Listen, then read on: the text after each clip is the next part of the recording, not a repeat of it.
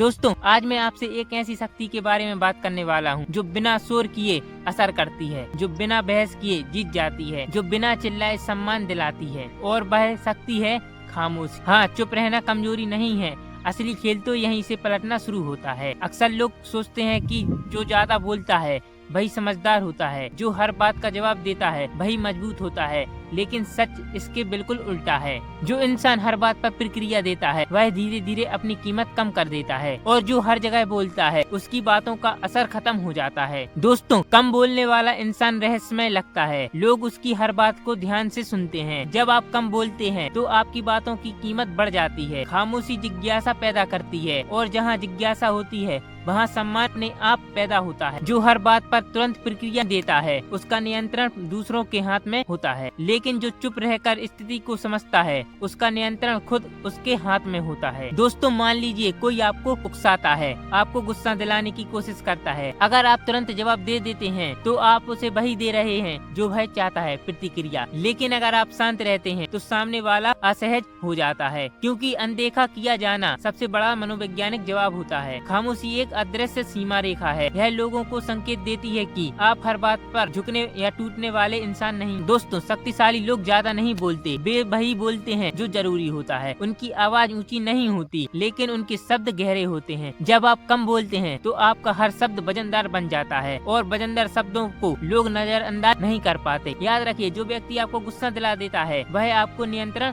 कर लेता है। अगर आप हर बात पर भड़क जाते हैं तो आप अपने दिमाग के मालिक नहीं हैं, लेकिन जब आप चुप रहकर स्थिति को देखते हैं, समझते हैं और सोच समझकर जवाब देते हैं, तब आप खेल के खिलाड़ी नहीं, खेल के नियंत्रक बन जाते हैं। खामोशी आपको भावनात्मक संतुलन देती है, और भावनात्मक संतुलन ही असली ताकत है। दोस्तों, जो लोग अपने जीवन में आगे बढ़ते हैं वे बेकार की बहसों में समय और ऊर्जा बर्बाद नहीं करते।